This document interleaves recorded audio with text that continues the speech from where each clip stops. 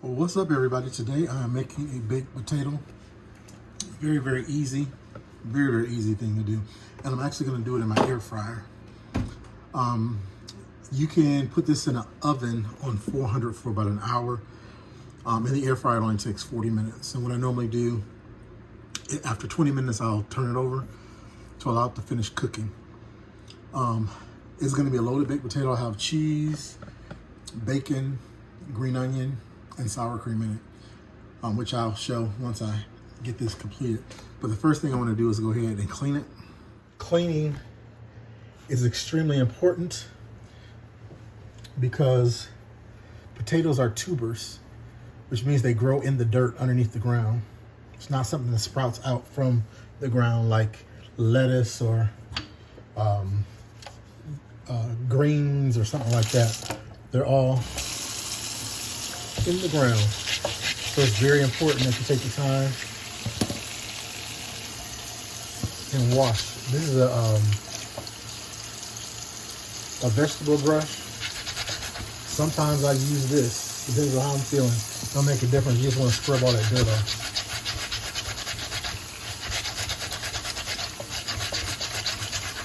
Because you are able to eat the skin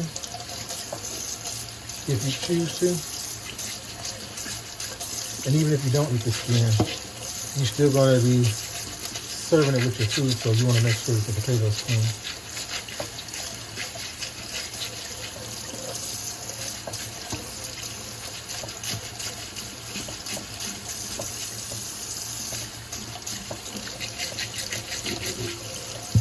All right. Got that clean. Gonna go ahead and dry this off. Now you can do one of two things.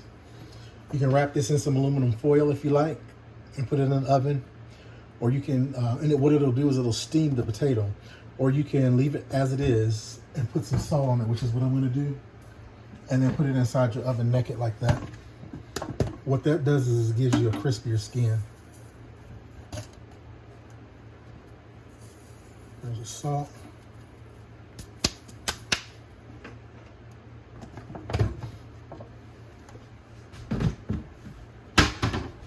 And I'll get this in the air fryer. I have my air fryer, my Ninja. I'm gonna go ahead and set that temp for 400.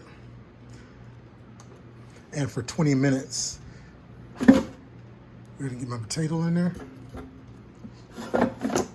And then in 20 minutes, I'll go ahead and start it. And in 20 minutes, when it turns off, I'll go back in and flip it over and let it finish. That last 20 minutes is when I'm actually gonna cook my steak. See my peppers, aren't they pretty? Basil. I'm actually gonna reroot or replant that basil inside. So I cut the clippings off to get these roots so I can plant them in some dirt. And these are slips from sweet potatoes that I'm gonna grow over the winter. So that when spring comes, I already have my slips. And I'll be able to go ahead and plant these directly into the ground. And these are some peppers. Some of them are habanero, I believe these smaller ones are. I have some serrano peppers. I'm actually waiting for those to turn red.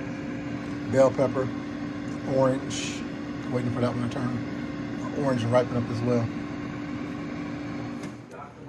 Okay guys, my potato is done. I already flipped it. So let me go ahead and test it with a knife.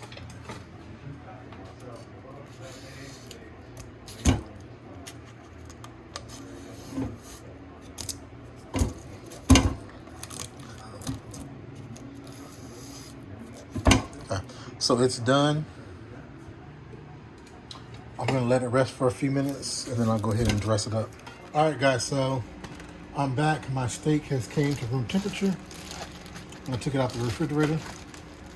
I'm gonna go ahead and doing, like I said, what's called a reverse sear. What I'm gonna do is I have my oven preheated to 275. Depending on how you like your steak cooked is gonna determine how long it's gonna be in here. I like a medium well, so mine will be in here for about 35 to 40 minutes or until it reaches a temperature between 150 and 160. So I'm gonna go ahead, take my steak out of here. And I'm actually gonna put all the marinade in here too. Just like that, all that good stuff. Because I can use it to make a sauce. Because it will be cooked. All right, so I'm going to put this in the oven on the second rack.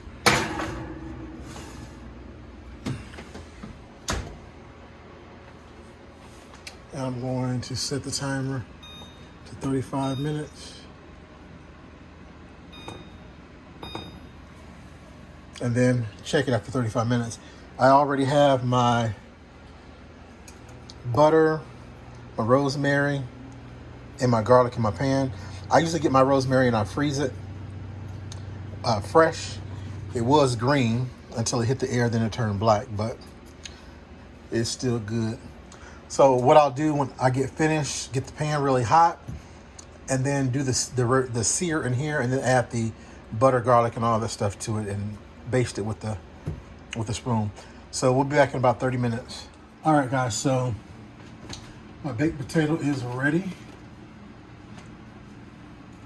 I'm gonna go ahead and dress it. What you can do with your baked potato too, to loosen it up and inside, is to kind of bang it down on the counter like that. That'll loosen it up inside. Or simply just cut the potato down the middle like that. And then take your fingers on both sides like this and push the potato open like that. And I like to get in here with my fork and break that up.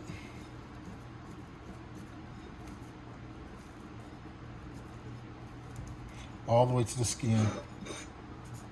Kind of like you're going behind the skin like that, and just breaking it all up.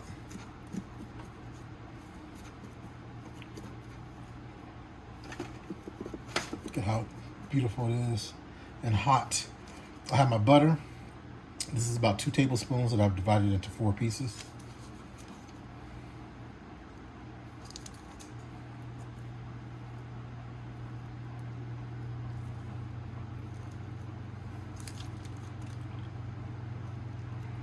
And then what I like to do is take it and try to close it back up for a little bit, for about a minute or so, to give that butter some time to melt.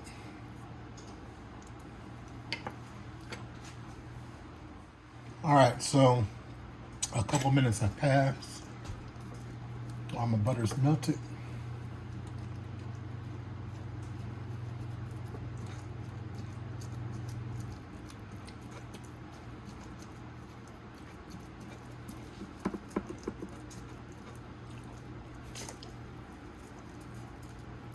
All right, so now I'll go ahead and add my seasoning. This is just some black pepper. If you have fresh cracked black pepper, that's good too. My pepper mill doesn't have any batteries in it. This is just an all-purpose seasoning. You can use just a regular like seasoning salt, like a Lawry's or something like that. This doesn't have much sodium in it at all, so I can put a lot.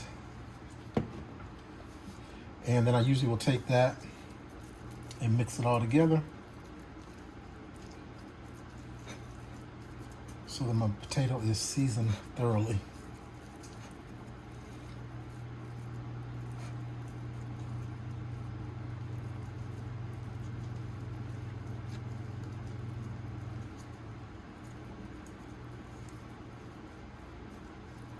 This is kind of like, I guess I do mine kind of like you're making a twice baked potato.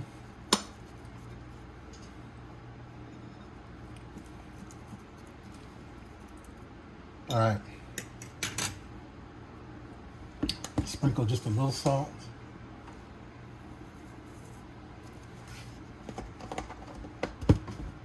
About a pinch, small pinch.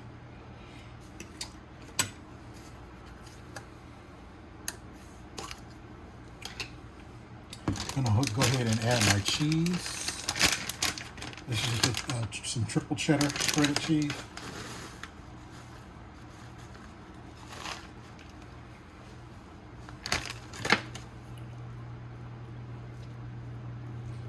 down inside of there.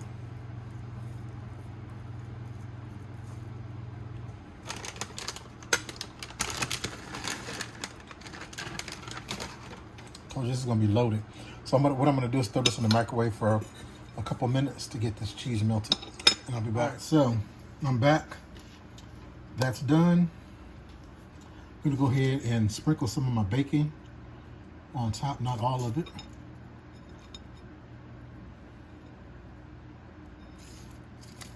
If you want to, you can have broccoli on top of this. You can do a lot, or you could dig the potato out of here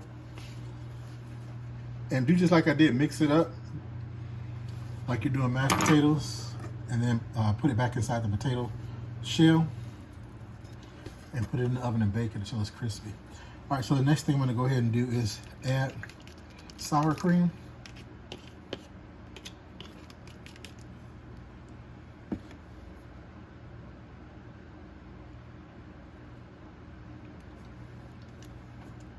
Just a nice dollop. You can add more if you like. Go ahead and add the rest of my bacon.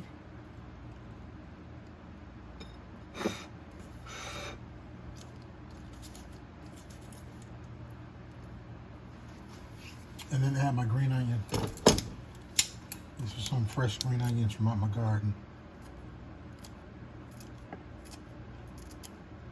Or you can use chives. Doesn't really matter. It's up to you.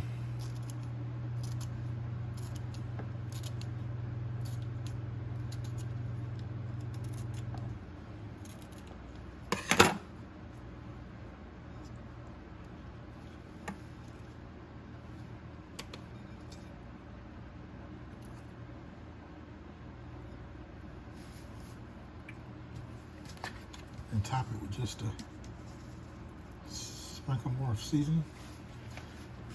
And there you have it. A beautifully loaded baked potato. Check it out.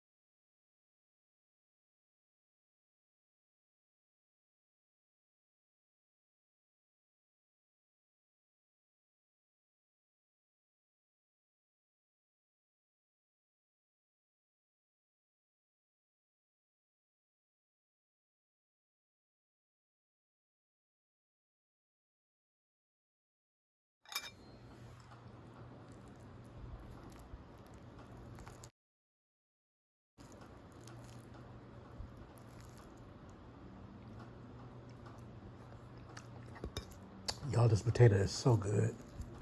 So delicious.